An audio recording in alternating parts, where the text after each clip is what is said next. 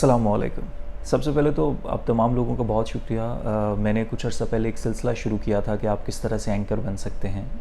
Part 1 part 2 भी मैंने upload किया था, लेकिन मेरा जो पार्ट 1 था उस पर मुझे बहुत ज़्यादा कमेंट्स रिसीव हुए और अभी तक वो कमेंट्स का सिलसिला चल रहा है। अभी कुछ दिनों से है जो बैक टू बैक बहुत सारे कमेंट्स आ रहे हैं। उन कमेंट में सबसे ज़्यादा जो सवाल पूछा जा रहा है वो ये कि एक तो आप हमें बाकायदा तौर पर एंकरिंग की ट्रेनिंग दें कि हम किस तरह से ट्रेनिंग हासिल कर सकते हैं। दूसरा, चैनल्स पर किस तरह से अप्लाई कर सकते हैं, मीडिया चैनल्स को किस तरह से अप्रोच किया जा सकता है, रेडियो चैनल्स को किस तरह से अप्रोच किया जा सकता है। और ख़ास तौर पर लड़कियां पूछ रही हैं कि हम किस तरह से जाएं, कहाँ ऑडिशन दें, कहाँ अप्रोच करें। तो आज की वीडियो मेरी ख़ास तौर पर इसी बारे में है। एंकरिंग के बारे में तो है ही है, लेकिन सबसे ज़्यादा जो मेन आज की वीडियो का हम उसको एजेंडा कह सकते हैं वो ये कि आप जॉब किस तरह से हासिल कर सकते हैं। हमारे लिए सबसे बड़ा प्रॉब्लम ये होता है, कोई भी ग्रेजुएट निकलता है मास्टर्स करके या ग्रेजुएशन कंप्लीट करके, तो उसके लिए होता है जी मैंने डिग्री कंप्लीट कर ली है, अब मुझे जॉब कैसे मिलेगी। और हमारी सोसाइटी का सबसे बड़ा अलमिया ये है कि रेफरेंसेस का कहा जाता है जी आपके पास कोई रेफरेंस है। और हमारा जो सीवी होता है, हमारे जो रिज्यूम होता है उसके एंड में लिखा भी होता है रेफरेंस, और उसके मुख्तलिफ जॉब होते हैं जिनके पास रेफरेंस होता है वो नीचे उनका नंबर, नाम, उनकी डेजिग्नेशन मेंशन कर देते हैं। जिनके पास रेफरेंस नहीं होता तो वो ऑन डिमांड भी लिख देते हैं और कुछ भी उसको फिल कर देते हैं। रेफरेंसेस पर भी मैं एक वीडियो बनाऊंगा कि रेफरेंस का एक्चुअल मतलब क्या होता है और रेफरेंस की जो रिवायत हमारी सोसाइटी में पड़ गई उसकी एक्चुअल वजह क्या थी। लेकिन आज की वीडियो स्टार्ट कर लेते हैं, और उससे पहले मैं चाहूँगा कि आप मेरा चैनल सब्सक्राइब कीजिए, लाइक कीजिए, कमेंट कीजिए अगर आपको मेरी वीडियोस अच्छी लग रही हैं और आप चाहते हैं कि मैं इसी के रेलेवेंट मज़ीद वीडियोस बनाऊं, कि आप चाहते हैं कि मैं किसी और मौजू पर, किसी और टॉपिक पर वीडियो बनाऊं। और मेरी कोशिश है कि अब आने वाले टाइम में मैं कंसिस्टेंसी के साथ वीडियोज़ बनाऊँ, ना सिर्फ करियर ओरिएंटेड वीडियोज़ हों बल्कि आपकी लाइफ बेस्ड वीडियोज़ भी हों, रिलेशनशिप वीडियोज़ भी हों कि आप अपनी ज़िंदगी को किस तरह से मज़ीद बेहतर बना सकते हैं, आप अपने जो रिलेशनशिप्स हैं उनको किस तरह से स्ट्रॉन्ग कर सकते हैं। लेकिन आज की वीडियो की तरफ वापस आते हैं, क्योंकि वो बात बहुत आगे निकल जाएगी। तो आज के टॉपिक की तरफ वापस आते हैं कि आप जॉब किस तरह से हासिल कर सकते हैं। देखिए, आपने चाहे मैस कम्युनिकेशन किया है, चाहे आपने MBA किया है, चाहे आप बिज़नेस पढ़ रहे हैं, चाहे आप कंप्यूटर पढ़ रहे हैं, चाहे आप ग्राफिक डिज़ाइनिंग पढ़ रहे हैं, कुछ भी आप पढ़ रहे हैं, डज़न्ट मैटर, ये वीडियो आपके लिए। अगर आप मास्टर्स कर रहे हैं या ग्रेजुएशन कर रहे हैं, लाइक जब मैंने मास्टर्स किया था तो BS का ट्रेंड नया नया स्टार्ट हुआ था कि लोग BS की तरफ आना शुरू हो गए थे, और BS की डिग्री जो है वो थोड़ा अर्सा हुआ था इंट्रोड्यूस हुई थी। लेकिन आप मैस कॉम कर रहे हैं, चाहे आप बिज़नेस पढ़ रहे हैं, चाहे आप कॉमर्स पढ़ रहे हैं, चाहे आप कुछ भी पढ़ रहे हैं, कोशिश ये करें कि जैसे ही आप उस डिग्री में जाते हैं तो आप उस फील्ड से रेलेवेंट लोगों के साथ कनेक्ट करना शुरू कर दीजिए। अगर मैं सिर्फ अपनी ही फील्ड की ले लूँ, मैं बतौर एंकर काम कर रहा हूँ, अगर मैं अपनी ही बात करूँ, मैस कॉम से जो लोग हैं जो मैस कम्युनिकेशन कंप्लीट कर चुके हैं, ये जो मैस कॉम कर रहे हैं, उनकी ही अगर बात कर लूँ, तो आप कोशिश कीजिए, और ऐसा होता भी है, जो लोग पैशनेट होते हैं वो कहीं ना कहीं अपनी ही फील्ड के रेलेवेंट लोगों के साथ कनेक्टेड होते हैं। लेकिन कनेक्टेड किन किन लोगों के साथ होना है, ये सबसे बड़ा सवाल है। आप कनेक्टेड उन लोगों के साथ होइए जो मुख्तलिफ ऑर्गेनाइजेशंस में काम कर रहे हैं। सोशल मीडिया का दौर है, सोशल मीडिया के ज़रिए आप फेसबुक के ज़रिए, इंस्टाग्राम के ज़रिए, लिंक्डइन पर आप अपना प्रोफाइल बिल्ड कीजिए, वहाँ पर आप लोगों के साथ कनेक्ट कीजिए। देखिए, आप जितना ज़्यादा सोशलाइज़ करेंगे उतना ज़्यादा आप आगे बढ़ेंगे। सोशलाइज़ सिर्फ यही नहीं होता कि आप किसी से फ़िज़िकली जाके मिलें, आप उसके साथ बैठें, चाय पिएँ, गपशप लगाएं तो आप सोशलाइज़ कर रहे हैं। आप सोशल मीडिया के ज़रिए भी सोशलाइज़ कर सकते हैं। अगर मैं मैस कॉम के लोगों की ही बात करूं, अगर आप एंकर बनना चाहते हैं, आप रिपोर्टर बनना चाहते हैं, आप प्रोड्यूसर बनना चाहते हैं, या आप मैस कॉम के ही फील्ड में आगे जाके मीडिया में ही एक्सेल करना चाहते हैं, तो उसके लिए ज़रूरी है कि अगर आप मैस कॉम, चाहे आप 6th सेमेस्टर में हैं, चाहे आप 8th सेमेस्टर में हैं या 4th सेमेस्टर में हैं, यानी कि आप मास्टर्स कर रहे हो तो आप 4th सेमेस्टर में होंगे, अगर आप BS कर रहे हैं तो आप 8th सेमेस्टर में होंगे। तो अभी भी कोई देर नहीं हुई। अगर आप अपनी डिग्री कंप्लीट कर चुके हैं तो भी देर नहीं हुई।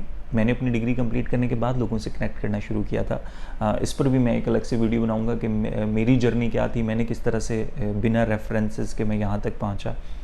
तो खैर, कम टू द पॉइंट, आप लोगों के साथ कनेक्ट करना शुरू कीजिए। सबसे पहला काम आपने ये करना है कि आपने फेसबुक पर या इंस्टाग्राम पर, फेसबुक मुझे लगता है कि थोड़ा सा ज़्यादा, इंस्टाग्राम पर लोग ऐड कर लेते हैं तो DMs चेक भी करते हैं, वो भी ठीक होता है, फेसबुक पर भी ठीक होता है, लिंक्डइन पर भी ठीक होता है।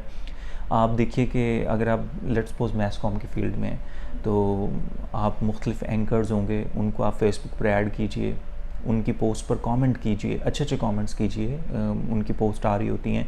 उसके बाद उनके साथ आप मैसेंजर में कम्युनिकेट कीजिए, उनकी स्टोरीज़ पर कमेंट कीजिए, जो आपको कहीं ना कहीं थैंक यू का रिस्पांस मिलेगा। कोई आपको स्माइली दे देगा, इमोजी दे देगा। आप एक बेहतर तरीके से उनके साथ कम्युनिकेशन बढ़ाइए, आप उनके साथ बात करने की कोशिश कीजिए। डायरेक्टली ये नहीं कह देना कि जी I am doing this this this और मैं चाहता हूँ कि आप मुझे जॉब दें, आप मुझे कोई चांस दें, ऐसा कुछ नहीं। सबसे पहले बातचीत बढ़ानी है, आपने हेलो हाय करनी है, आपने गुफ्तगू करनी है। आप सिर्फ एंकर्स नहीं, आप जो प्रोड्यूसर्स हैं, जो ऑर्गेनाइजेशन में काम कर रहे हैं, उनकी प्रोफाइल की जो डिटेल है वो मेंशन होती है कि वो बंदा कहाँ कहाँ काम कर चुका है, कहाँ काम कर रहा है, चाहे वो किसी छोटी ऑर्गेनाइजेशन में है, चाहे वो किसी बड़ी ऑर्गेनाइजेशन में है। छोटी ऑर्गेनाइजेशन के लोगों को अप्रोच करना इसलिए थोड़ा सा आसान होता है क्योंकि उनकी मसरूफियात उतनी नहीं होती, क्योंकि बड़ी ऑर्गेनाइजेशन के लोग के ऊपर ज़िम्मेदारियाँ ज़्यादा होती हैं, वो ज़्यादा लोगों के साथ उनका मिलना जुलना होता है, तो वो थोड़ा सा कम फेसबुक या इंस्टाग्राम पर जवाब देते हैं, क्योंकि वो मसरूफ़ ज़्यादा होते हैं। आपको जवाब ज़रूर मिलेगा लेकिन थोड़ा सा लेट मिलेगा। तो इसलिए कोशिश कीजिए, चाहे ये मत सोचिए कि मैंने बहुत बड़े एंकर को अप्रोच करना है या मैंने बहुत बड़े किसी प्रोड्यूसर को अप्रोच करना है। आप किसी को भी अप्रोच कर लीजिए जो कहीं ना कहीं फील्ड में काम कर रहा हो, तो क्योंकि कोई भी आपका वसीला बन सकता है। उसके बाद आप उसे गुफ्तगू बढ़ाइए, बात कीजिए और आहिस्ता आहिस्ता आप देखिए उस बंदे को एनालाइज कीजिए। जब आपकी थोड़ी सी बॉन्डिंग हो जाएगी, दोस्ती हो जाएगी, हेलो हाय हो जाएगी, तो अगला बंदा भी आपको रिगार्ड करेगा। दूसरा, ऐसा नहीं है कि अगर कोई आपको जवाब नहीं दे रहा तो आप उसके फिर पीछे ही पड़ जाएं, ज़रूरी नहीं है। किसी को ज़्यादा देखिए, आजकल जो माहौल चल रहा है, जो दौर चल रहा है, लोग थोड़ा सा सोशल मीडिया के ज़रिए कनेक्ट करना उतना ज़्यादा पसंद नहीं करते। लोगों को पता नहीं होता, जो अननोन लोग होते हैं, अजनबी होते हैं, उनके साथ उतनी ज़्यादा बात नहीं करते। तो उसके लिए बेहतर तरीका ये है कि आप कमेंट कीजिए, बात बढ़ाने की कोशिश कीजिए, और अगर कोई नहीं रिस्पॉन्स दे रहा तो दैट्स ओके, आप यू शुड बी नाइस। पहला चीज़ ये हो गई। और दूसरी चीज़ ये कि आप फ्रीलांस काम करना शुरू कीजिए। अगर आप एंकर बनना चाहते हैं तो आप छोटी छोटी वीडियोस बनाइए, आप अपने सोशल मीडिया पर अपलोड कीजिए। आपकी जो सोच है, आप क्या सोचते हैं, आप सोसाइटी के बारे में क्या सोचते हैं, जो पॉलिटिकल हैपनिंग्स हो रही हैं उसके बारे में आपकी क्या राय है। इसके अलावा अगर आप समझते हैं कि आपकी किसी भी टॉपिक पर बहुत अच्छी कमांड है तो उस हवाले से आप लिखना शुरू कीजिए। आप ट्विटर पर लिखना शुरू कीजिए, आप फेसबुक पर पोस्ट ऐड कीजिए, आप इंस्टाग्राम पर स्टोरीज़ डालिए। ब्लॉगिंग जिसको हम कह सकते हैं, ब्लॉगिंग भी कह सकते हैं, लेकिन आप अगर बहुत थोड़ा लिखना चाहते हैं तो आप छोटे छोटे पैराग्राफ्स लिख के आप उसको अपलोड करना शुरू कीजिए।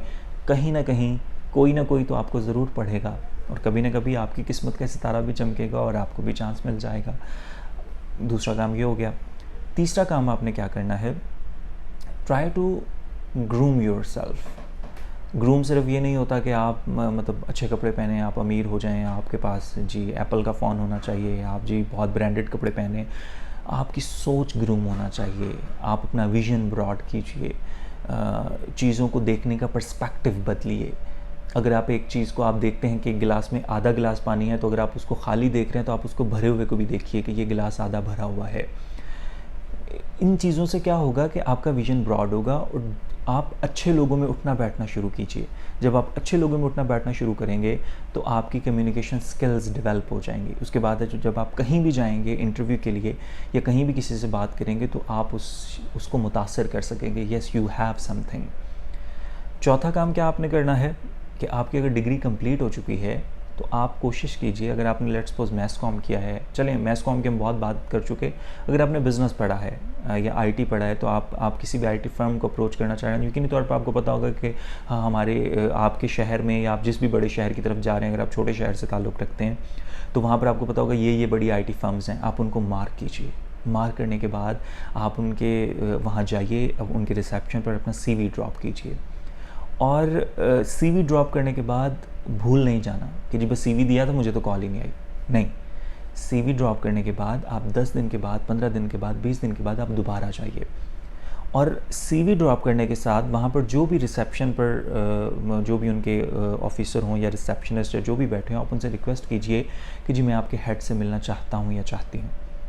वो आपको मना करेंगे, ऑब्वियसली आपके पास अपॉइंटमेंट नहीं है, ये नहीं है, वो नहीं। आप थोड़ा सा उनसे रिक्वेस्ट कीजिए कि देखिए मैं आना चाह रहा हूँ, मैं काम करना चाह रहा हूँ या चाह रही हूँ, तो मेरे पास कोई रेफरेंस नहीं है, तो मैं चाह रहा हूँ अगर आप एक बार मिलवा दें या उनसे एक बार बात कर लें। आप उनको पूछें तो सही कि इस तरह से एक बंदा आया आपसे मिलना चाहता है।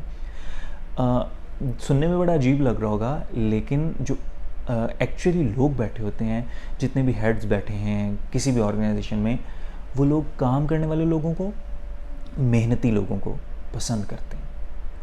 तो आपने अपने आप को प्रूव करना है कि yes I have spark, I am passionate for this and I can be fruitful for this organisation.